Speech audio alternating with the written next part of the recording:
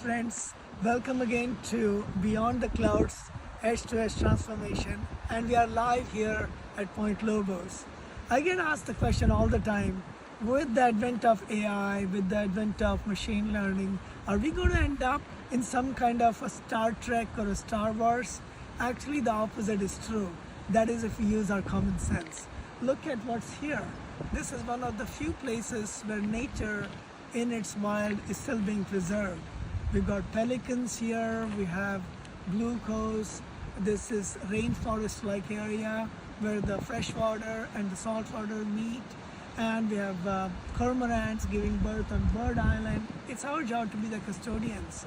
We have no right to go destroy this earth. There's so much natural intelligence. Sometimes we see dolphins, even the whale migrations. And so what can AI do? AI can be used to bring us to places like this, not to pollute, not to mess it up, but to take care of it. We can work from here, we can live here, we can be among animals. Sometimes you can even see mountain lions here.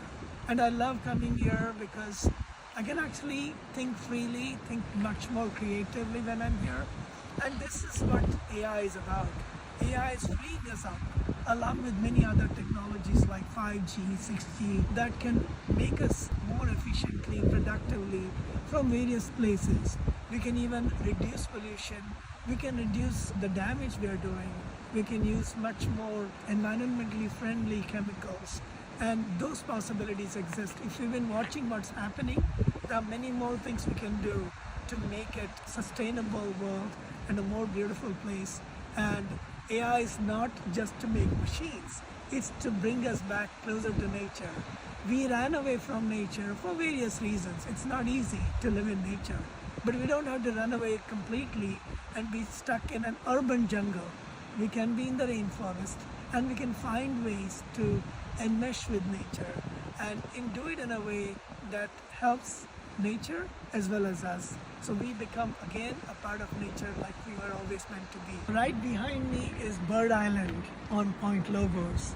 And again, it reminds me of all the things, all the possibilities that exist in front of us.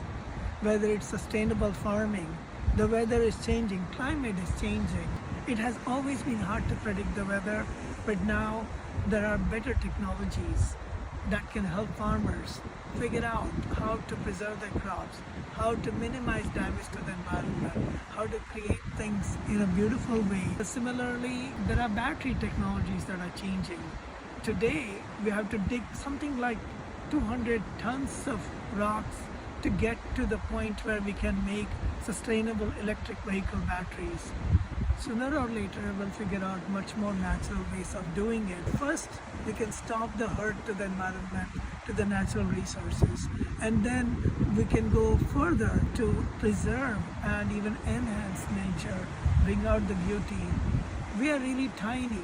If you look at the number of humans, our footprint is actually tiny, but the damage we are doing is actually much greater.